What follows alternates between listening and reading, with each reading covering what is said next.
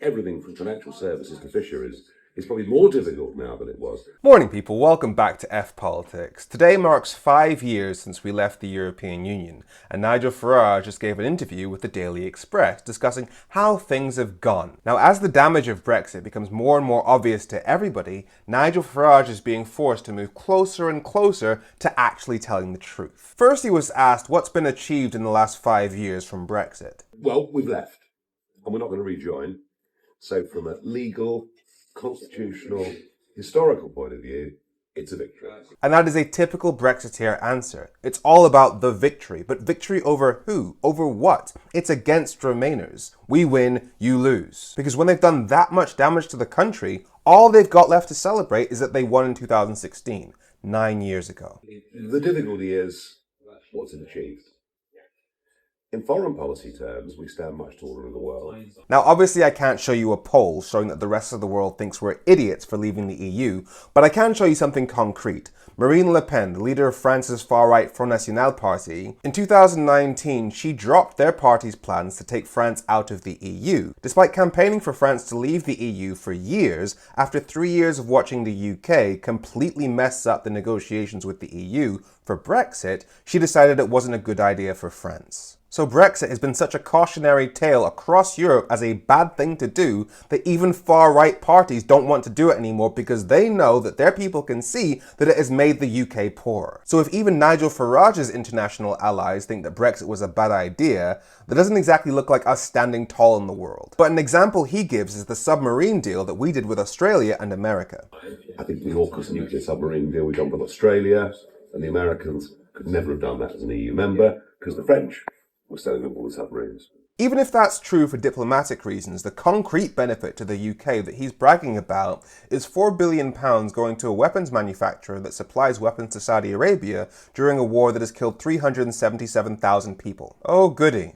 On Ukraine, we took a very big lead on Ukraine. Now, whether you agree or disagree with the policy, again, as EU members, we'd have had to act alongside France and Germany. I'm not denying that we might have moved faster in terms of helping Ukraine because we weren't diplomatically tied to the EU, but France and Germany have been in disagreement over how much to help Ukraine since the start. So if we were still in the EU, we would have been teamed up with France, pressuring Germany to help more, which according to Nigel Farage's logic, would have led to the whole of Europe having an even more firm response in support of Ukraine. That is, of course, unless the whole reason why politicians like Boris Johnson were so keen to be seen to be at the front of the queue in terms of helping Ukraine was to make it look like post-Brexit Britain was really out there and fighting the fight. So that point is slightly less black and white. We got a vaccine out more quickly than any other country. He's giving Brexit credit for the fact that we got a vaccine out before other countries, even though the UK's regulator, the MHRA, has specifically said, "We have been able to authorise the supply of this vaccine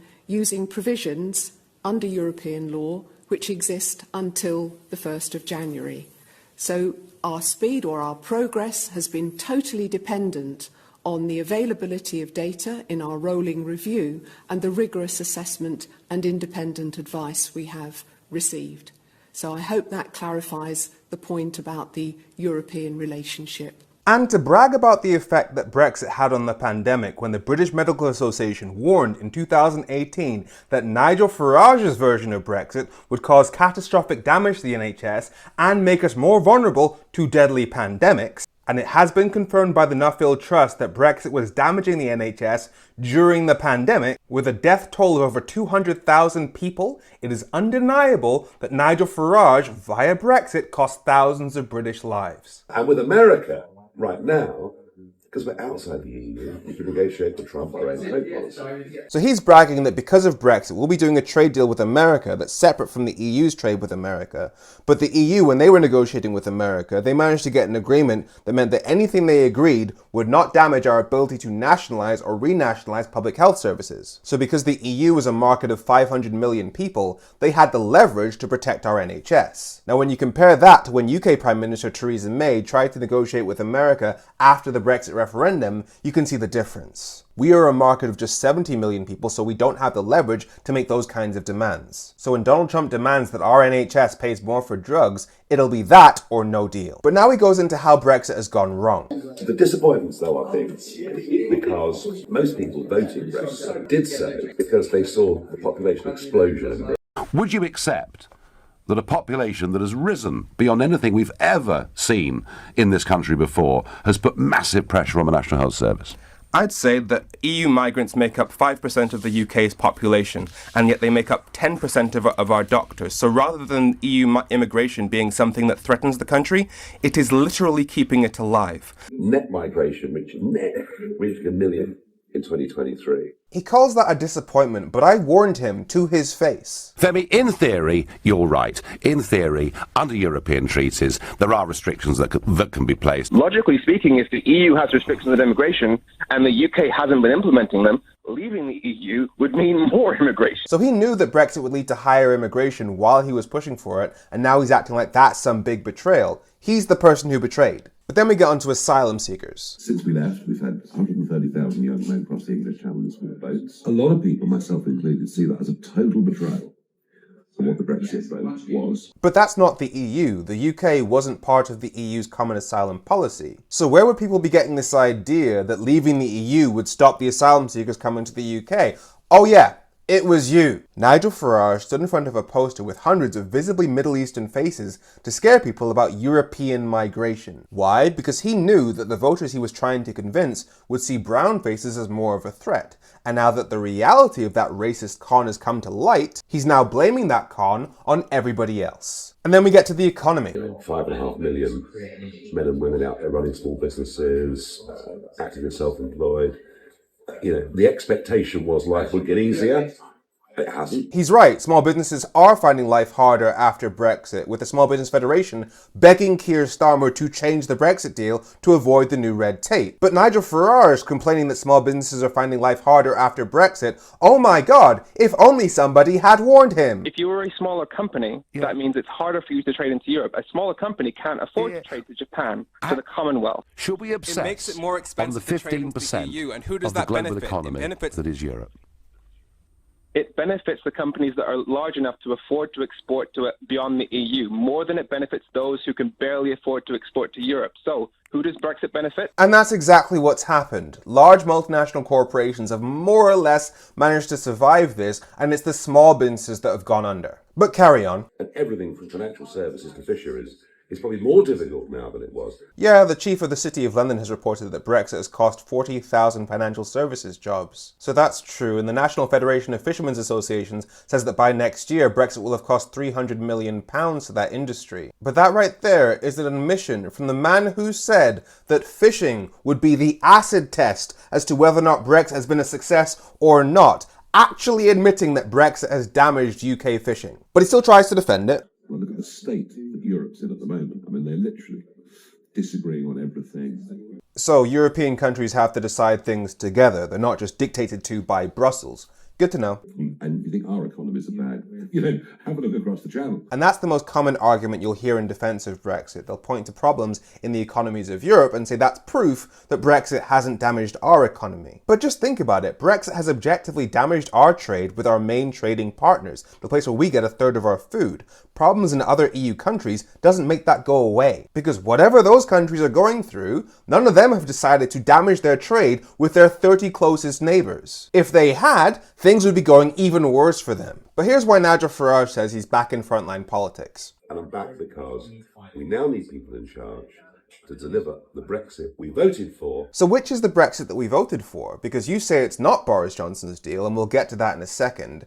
But your version of Brexit, according to the Reform Party, previously the Brexit Party, was no deal Brexit. That's the Brexit that you said people were voting for. But no deal Brexit would mean the UK would have no trade deal with the EU. And under World Trade Organization rules, the EU would be forced to put the same tariffs on imports from the UK that it puts on imports from every other country. That means there would be a charge on pretty much everything that we tried to sell to the EU. And half of all the fish that we caught in the UK in 2016 were sold to the EU. And the UK fishing industry has already said that simply having to do extra paperwork because we're not in the single market has caused massive damage to the UK fishing industry. Having a no-deal Brexit, as proposed by the Reform Party, would would make things significantly worse. So every time Nigel Farage says that Brexit hasn't been delivered properly and that we need to deliver the Brexit that people voted for, he's talking about no-deal Brexit. He's talking about putting tariffs on every single thing we sell to our main market. He's talking about massive trade barriers with the place where we get a third of our food, which is why one of the Reform Party's candidates even admitted to me that that would damage our food supply for the next 20 years. Sometimes you have to take, you have to swallow your medicine to get better in the future. So this is maybe a 5-year, 10-year, 20-year plan. So in that time,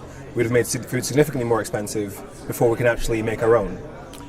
Sometimes you have to take a little pain with some things for it to work. So I can't stress this enough. Whenever you have a conversation with a Brexiteer about how Brexit is doing damage to our economy, and they say it just hasn't been done right, that's what they're talking about. And he talks about the Tories simply not believing in Brexit, which is why they delivered such a bad version of it. Boris Johnson can be bad enough for all these people.